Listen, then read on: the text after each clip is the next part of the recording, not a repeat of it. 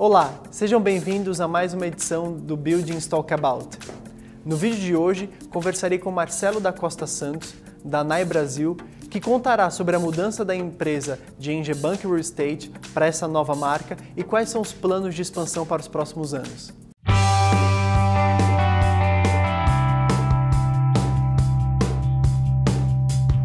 Bom, estamos aqui com o Marcelo da NAI Brasil. Obrigado, Marcelo, por aceitar o nosso convite de entrevista. E a ideia é que você conte um pouco para a gente como é que está sendo essa nova fase agora que a Engebank Real Estate virou NAI Brasil. Então, se a gente puder começar falando um pouquinho ainda da fase da Engebank Real Estate, vocês já estão aí com quase 3 anos de atuação, mais de 3 anos. O que vocês conquistaram nesse tempo? O que vocês fizeram? Fernando, eu que agradeço o convite de participar. A Buildings sempre foi uma parceira nossa, desde o nosso nascimento a Buildings participou. A gente, quando nasceu, há 3 anos, nasceu com uma proposta de, mais de 3 anos, peço perdão, uma proposta de trazer uma maneira nova de fazer negócios no mercado imobiliário e na área de pesquisa especialmente, não só dar informação, que na minha opinião é o trabalho de vocês, mas trazer conhecimento para os nossos clientes. É o que eu adiciono em cima da informação que a gente usa, ou adquire no mercado, ou coleta no mercado. Nós começamos com vocês, nosso banco de dados original foi Buildings, obviamente, né?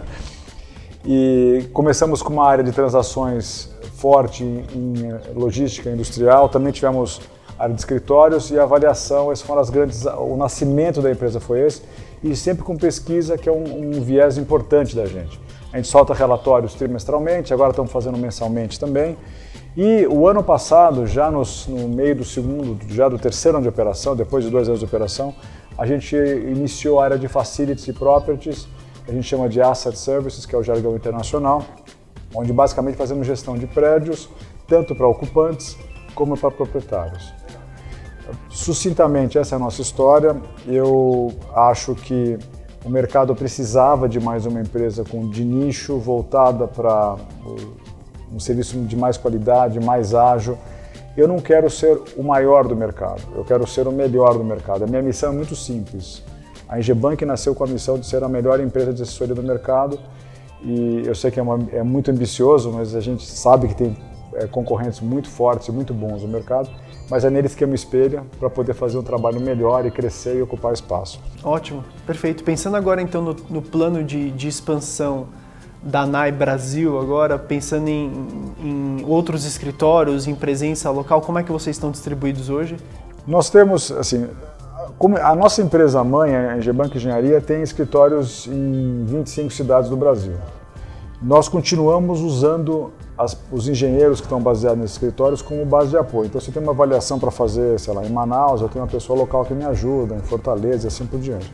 Eu consigo ter uma agilidade muito grande utilizando os recursos da Engebank. Mas eu tenho que contratá-los também, né? Obviamente que eu tenho que pagar pelo serviço, mas eu tenho uma facilidade muito grande. É gente de casa, é gente que já opera com a empresa há 30, 40 anos. A gente tem 25 anos de idade, mas já trabalhavam juntos antes de desembarcarem para montar a Engebank, então existe uma confiança muito grande nessa rede de atuação. Mas mesmo assim, eu preciso ter presença local minha, da NAI Brasil. Hoje nós já temos presença em Recife, nós temos uma pessoa nossa que está baseada, e essa pessoa que é o Felipe coordena Fortaleza e Salvador. Nós estamos com um projeto, é uma equipe da área de logística industrial. A gente está fazendo um projeto de leasing e também compra e venda de ativos industriais naquela região. A gente está indo para o Rio de Janeiro, foi um mercado que a gente sempre atendeu de São Paulo, mas a gente começa a ter demandas cada vez mais recorrentes.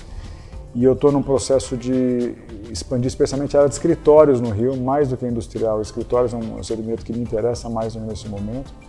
E nós estamos em fase final de contratação de 1 ou 2 pessoas para o escritório do Rio. Eu falo escritório que a gente vai abrir, né? Possivelmente vai ser um coworking que a gente vai utilizar, que hoje é a tendência. Para ter 2 pessoas não vale a pena botar um escritório, exatamente. A mesma coisa a gente está pensando em Curitiba e Belo Horizonte, sendo que Belo Horizonte talvez saia primeiro do que Curitiba. Em escritórios, São Paulo, Rio de Janeiro, eu tenho que estar lá. Uma vez que eu vá também para esses outros, eu vou naturalmente atender outras demandas. E agora pensando em empresas multinacionais brasileiras que queiram contar com o serviço da NAI Brasil agora como uma empresa global para expandir em América do Sul? Como é que vocês coordenam isso? Vocês têm algum case? Olha, nós temos, na verdade, a nossa parceria começou oficialmente em janeiro. A gente anunciou para o mercado porque a gente está preparando o site, todo o material gráfico, etc. O nosso contrato, a data de assinatura do contrato é 1º de janeiro. A gente lançou, se não me falha a memória, dia 21 de janeiro, foi o lançamento disso na imprensa. E nós temos, então, praticamente 2 meses, né, de operação. Eu já tenho mandatos que vieram de fora para a gente, que é bem interessante, que como o Engebank, obviamente, eu não tinha acesso a esse pipeline internacional, hoje eu tenho. Eu consigo acessar clientes que precisam de serviço no Brasil, parte da rede NAI lá fora, que hoje me procuram, são indicados pelas empresas lá de fora. Eu tive um cliente local aqui no Brasil, que na verdade é uma multinacional, mas a sede regional deles é Brasil, querendo expandir ou testar serviços no resto da América do Sul, e nós estamos coordenando isso junto com os escritórios da Argentina, da Colômbia, do Chile, do Peru, etc.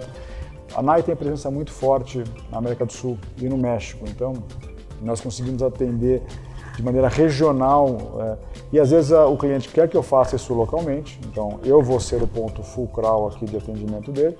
Às vezes eu passo a bola, eu coordeno, eu monitoro para saber se está sendo feito na qualidade adequada, porque afinal de contas o meu contato é aqui em São Paulo, aqui no Rio de Janeiro, e eu preciso entregar um bom serviço, mas a gente é muito flexível, né? Não tem nenhuma amarra que tem que fazer, é obrigatório fazer primeiro, a gente consegue entregar o que o cliente precisa. Falando agora um pouquinho do nosso mercado, o que você está vendo aí para São Paulo e Rio, para a parte de escritórios? Acho que o pipeline de São Paulo está um pouquinho mais claro, a gente está continuando com queda de vacância, a gente já está vendo movimentações grandes. O Rio de Janeiro a gente teve um começo de ano promissor, não sei se já dá para se empolgar ou se ainda dá para ser um pouco mais precavido. O que você está vendo? Olha, vou começar por São Paulo, que é mais fácil, né? São Paulo teve um ano recorde no passado, em termos de vacância bruta e vacância líquida. Isso já até é sabido pelo mercado, mas é bom lembrar que foi um ano de recuperação forte que começou no passado, às custas de preço. Então, a gente sabe que está tendo movimentação com um preço mais baixo. Isto posto, eu já estou sentindo aumento de preço e muito pouco jogo de cintura nas regiões que nós chamamos de centralizadas, que é a Paulista até a Bandeirantes. Você pensar, descendo da Paulista, Faria Lima, etc., chegando a Bandeirantes, essa região já está com vacância em alguns nichos, vacância em assim, 5%, 6%. Jardim Paulistano, Itaim, a gente começa a ver vacância muito baixa e, obviamente, não há disposição dos proprietários em ficar fazendo concessões, baixando o preço, dando cara. Isso exatamente, o mercado está mudando muito rápido, felizmente. Na zona sul da cidade, a gente tem visto muitas movimentações interessantes, inclusive em transações de prédio, né, que aconteceram recentemente. Então é um mercado que ainda é uma âncora negativa para São Paulo, que tem muita vacância. Ainda estamos vendo transações em preços que não deveriam estar acontecendo porque não fecham o investimento, mas são proprietários profissionais com visão de longo prazo que querem trazer para dentro bons nomes, bons créditos, né, bons nomes, né? E, consequentemente, eles estão dispostos a dar um desconto agora, para daqui a 3 anos, na revisional, o preço ser recuperado. E eu acho que a estratégia tem que ser essa mesmo, embora eu acho que o preço esteja errado, porque você não reflete o risco de desenvolvimento, etc. E eu começo a vislumbrar uma outra coisa interessante. A gente está martelando isso faz 2, eu até publiquei um artigo na revista de vocês, eu não lembro, faz 1 ano já, falando que era hora de investir, hora de comprar, hora de começar a desenvolver. Finalmente a gente está começando a ver o mercado se mexer, pessoas nos procurando para comprar terrenos, queremos fazer novos projetos. A gente começa a escutar movimentação em desenvolvimento de prédios escritórios em São Paulo, o que é interessante. Tem que ser feito agora, porque daqui a 4, 5 anos vai faltar escritório em São Paulo. Então agora é hora de fazer. O plano diretor não ajuda, né? O trânsito não ajuda, então você tem algumas limitações importantes. Mas eu estou muito assim, otimista com o que eu estou vendo no mercado de escritório de São Paulo. Do ponto de vista do Rio de Janeiro, que é a segunda parte da sua pergunta, é uma pergunta mais, assim, é uma questão mais delicada. Nós temos uma visão otimista do Rio de Janeiro no longo prazo, e eu sempre, quem me ouve falando do Porto, eu sempre falava que o Porto não era uma questão de ser, era questão de quando. Porque eu pautava isso na seguinte fundação. O fundamento do meu argumento era o seguinte: o pré-sal vai dar certo. E o pré-sal dando certo, o Porto Maravilha vai dar certo e o Rio vai dar certo como estado, como cidade. É um ponto de turismo fantástico do Brasil, etc. O que eu não previa era essa lambança que o governo anterior fez, né, os governos Lula e Dilma, em relação à Petrobras, e especialmente em relação aos leilões do pré-sal, onde nós perdemos a janela de oportunidade de ocupar o espaço exploratório do pré-sal no Rio de Janeiro e aqui na Bacia de Santos, com vários projetos que a 120 faziam sentido e que não fazem mais sentido agora. Existem muitas coisas acontecendo, a superfície do mercado está ruim. Você olha e fala, nossa, está tanta vacância, 50% de vacância, é um horror. Mas quando você olha por baixo, tira 15 prédios que foram lançados, a vacância não está em 30. Está praticamente igual, um pouquinho mais alta do que está na Zona Sul de São Paulo, na Bandeirantes para Roque Petróleo. Então não é um horror, é ruim, mas não é um horror.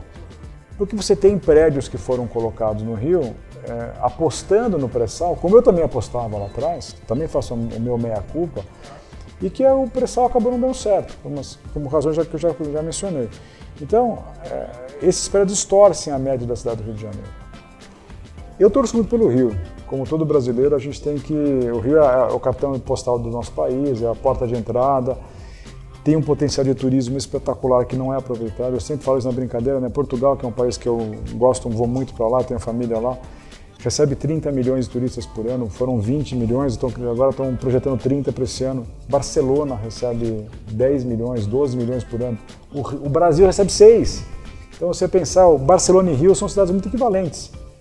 Clima bom o ano inteiro, praia, natureza, teve um polo olímpico também. É questão de a gente arrumar a casa. Arrumando a casa, a coisa anda no Rio de Janeiro. É isso. Ótimo. Agradecer então, Marcelo, pela conversa, por receber o nosso convite aqui. Boa sorte e sucesso nessa nova trajetória com a NAI Brasil. Obrigado, agradeço a oportunidade e agradeço também a parceria. Somos parceiros desde o nascimento e pretendemos continuar. Continuaremos assim. Obrigado.